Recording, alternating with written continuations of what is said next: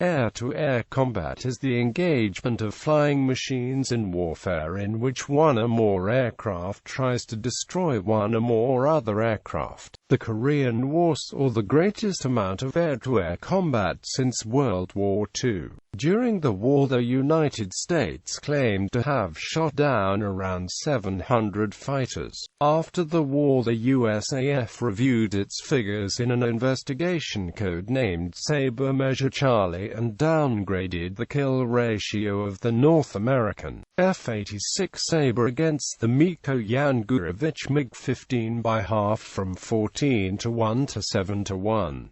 One of the factors inflating U.S. numbers was that most dogfights took place over enemy-controlled area. The only way to confirm kills was through gun camera photography. USAF pilots were credited with a kill if the gun camera showed the guns striking the enemy aircraft, even if no one actually saw it go down. However, Soviet kill claims were also highly exaggerated, based upon inherent flaws in the film grading procedures. For instance, the S-13 gun camera was not aligned with either the gun sight or either cannon's ballistics. It ran only while the firing buttons were depressed. Film graders commonly included unit commanders and political commissars who would confirm a kill, sometimes even if one had not been claimed by a pilot, when the camera's crosshairs touched the target for 2 movie frames.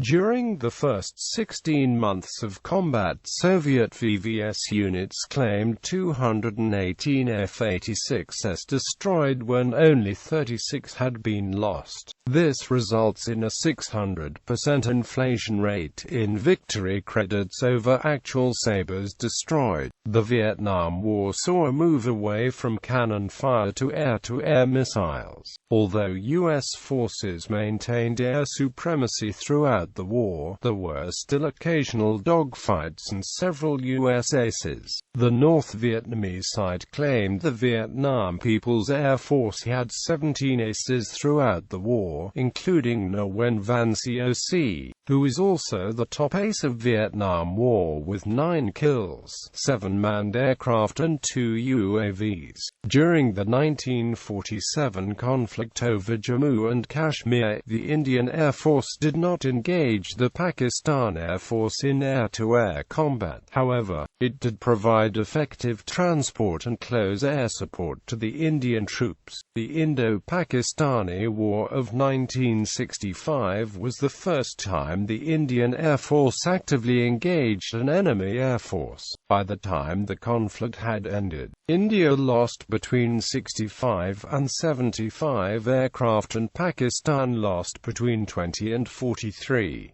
The Indian Air Force lost 45 aircraft during the Indo-Pakistani War of 1971, and the Pakistani Air Force lost 44 aircraft. During the Iran-Iraq War of 1980–88, there were nearly 1,000 air-to-air engagements between Iran and Iraq, including the only known instances of helicopters dogfighting and shooting down other helicopters. The Falklands War of 1982 witnessed air combat between Argentine and British military aircraft. The Falkland Islands runways were short and thus unable to support fighter jets, forcing Argentina to launch fighters from the mainland, which had an adverse effect on the loiter time. The Argentine forces lost 23 aircraft in air-to-air combat, out of a total of 134 fixed-wing aircraft and helicopters lost during the conflict. During the 1990–91 Persian Gulf War, 33 of Iraq's 750 fixed-wing aircraft were claimed as downed, compared to 14 coalition aircraft claimed as downed.